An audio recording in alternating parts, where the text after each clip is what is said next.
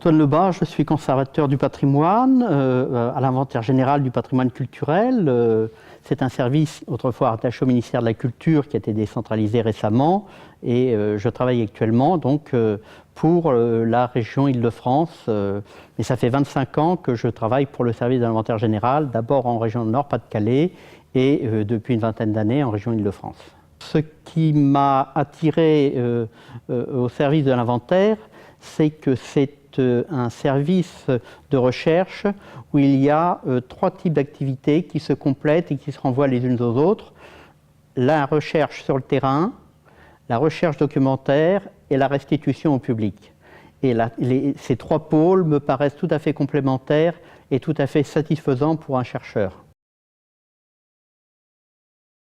Pour un chercheur de l'inventaire général, la qualité est un critère difficile à définir puisque l'inventaire s'intéresse aussi bien aux œuvres majeures qu'à l'architecture ordinaire, voire à la construction qui ne mériterait pas un label d'architecture.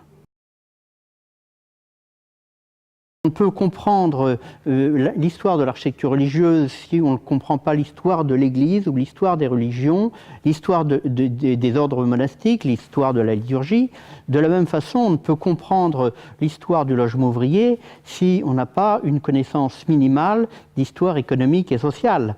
Nous verrons ce soir que l'émergence du logement ouvrier est très directement liée à l'émergence non seulement de la classe ouvrière, mais de la prise de conscience de la classe ouvrière et par elle-même et par la société.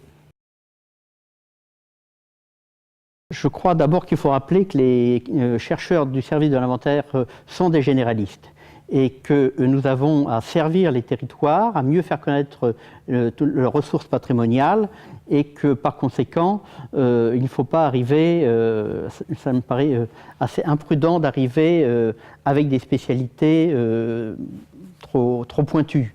Mais en revanche, le terrain, la réalité vous oblige à acquérir des spécialisations. Et lorsque j'étais nommé, par exemple, dans le Nord-Pas-de-Calais, il est évident que j'avais une inculture notoire en matière d'architecture militaire, en matière d'architecture industrielle, et j'y inclus le logement ouvrier, et qu'il a bien fallu que j'y acquière des connaissances particulièrement pointues. Pas de souhait particulier, car je pense que dans toutes les époques et sur tous les territoires, il est possible de trouver des choses intéressantes. J'ai l'habitude de dire à mes jeunes confrères qui commencent la carrière, quelle que soit l'affectation, on trouve toujours des choses intéressantes.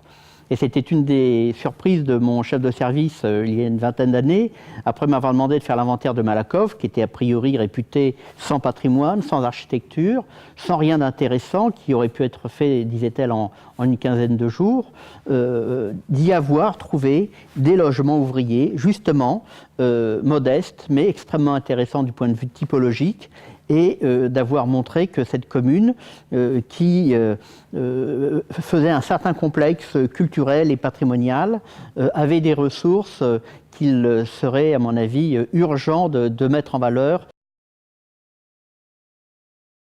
On croit toujours avoir fait le tour ou atteint un sommet dans un genre, un type d'équipement donné, et qu'il y a toujours des merveilles à découvrir. Je ne prendrai qu'un exemple, les grands stades. On pourrait croire que depuis les Grecs, ou depuis Colombe, ou depuis... on a fait le tour de la question, et vous pouvez remarquer comme moi qu'à chaque Olympiade, tous les 4 ans, émerge un stade nouveau, passionnant, superbe, novateur, et que ce soit à Athènes, à Barcelone, cette année à Pékin, c'est assez enthousiasmant.